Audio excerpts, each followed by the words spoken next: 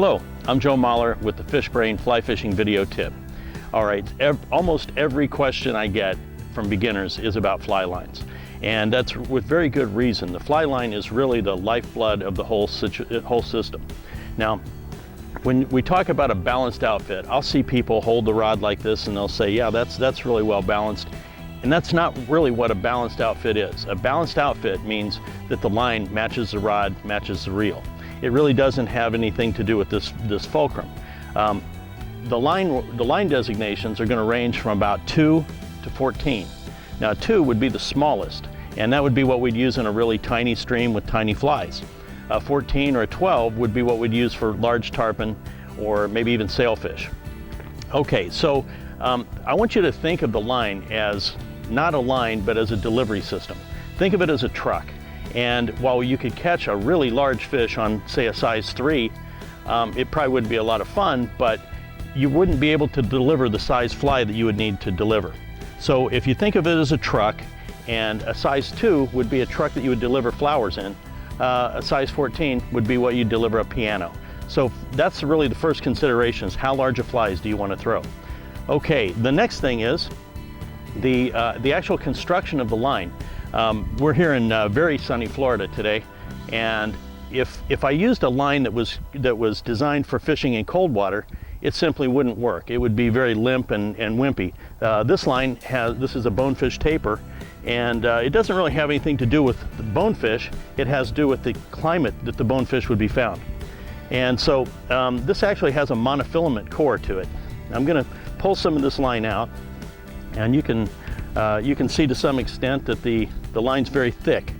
And that's that truck that I'm talking about. That's the part that we're going to be actually propelling. Now, as I go down into the line a little bit further, you're going to notice that the line changes colors. Now, not all lines do that. This one does. And I don't know if you can see this, but there's actually a diameter change. And the front part, the yellow part, is about twice as thick. The reason for that is that's the weight that we're throwing, the weight that we're moving. Okay, now I'm going to go back up a little bit, and we're going to string this line up, because I think most rods are probably broken while they're stringing up. Usually not on fish, although that's probably what the common belief is. So first thing I'm going to do is double this line over, and then I'm going to protect the tip of this rod. I'm going to set the reel down. If you're in a sandy or a dirty area, just put your hat down or put a towel down, and then just walk right up the rod. You notice I've got the line doubled. The reason I'm doing that is if it slips out of my fingers, which it often does, it's not going to go all the way back down to the ground. So I'm just going to walk right up the rod and feed it right through. Make sure that the line doesn't get wrapped around the rod, or that'll cost you a few minutes when you're out on the water. Okay, now I'm going to pull an ample amount of line out of the rod. And what I have on the end here is just a very small piece of yarn. Most flies are weightless, and even when they do have weight, they certainly don't help us out with the casting.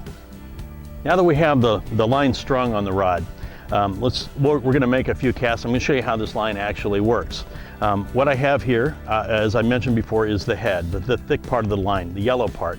Not all lines are two-tone, but this one is, so we're going to use that to our advantage. Now, it doesn't matter how hard I cast. I have a little piece of yarn on the end here, and it has no appreciable weight to it, and most flies don't. When they do have weight, it causes other problems. We'll talk about that in another tip. It doesn't matter how hard I cast this. It's not going to go. It won't take the line out because it has no weight to pull the line. Now, if I snake a little line out here, now I have weight on the end, and I'm going to transfer that weight back and forward, and that's going to slide very smoothly out. The more line I get, the easier it is. Now I'm going to pick that one up and send it on out, and you see how that takes the line smoothly out of the rod. You'll notice here I've gotten to the thin part of the line, or the running line. That indicates where this line was designed to be casted. The head length is typically maybe 40 feet, could be as much as 70, could be as low as 20. But a good average would be 40 feet. And that's really the distance that you probably do most of your fishing, especially when you're starting out. So I've got 40 feet of line out here. I'm going to pick it up and I'm going to extend it out to maybe 50.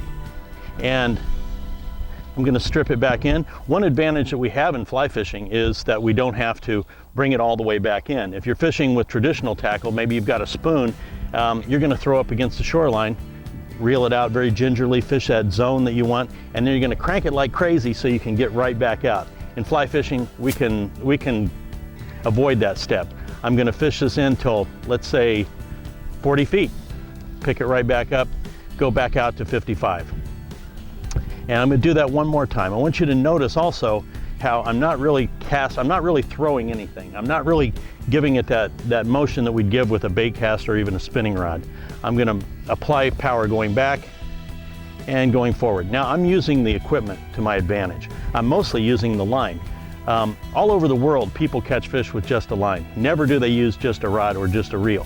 And so that's why the line is so important. A lot of times if people say they have a rod they don't like, it means they have a line they don't like. So I would always suggest put a different line on it. When you see a rating system that's from 2 to 14, I would stick with that. If a rod recommends that you put a 7 weight line on it, I would stick with that. It's very common for people to say, well, I put a heavier line on, and it works to some degree, but it'll actually hinder the cast on longer distances. Okay, so now we've got the head, and we see how easily and how smoothly that goes out. Now we've reached this, what is called the running line, or the rear part of the line. There's a very smooth taper between the head and the running line, and you'll feel it when you strip it in. You'll actually notice the thickness. That's where that line wants to be casted. That's where we're going to pick it up and send it out. This line is thinner for a couple of reasons. The main one is that it actually has less friction as it goes through the guides. So once I get it out, it's going to shoot farther and go much easier through the guides than that thick line would. The line we've been using today is a weight forward.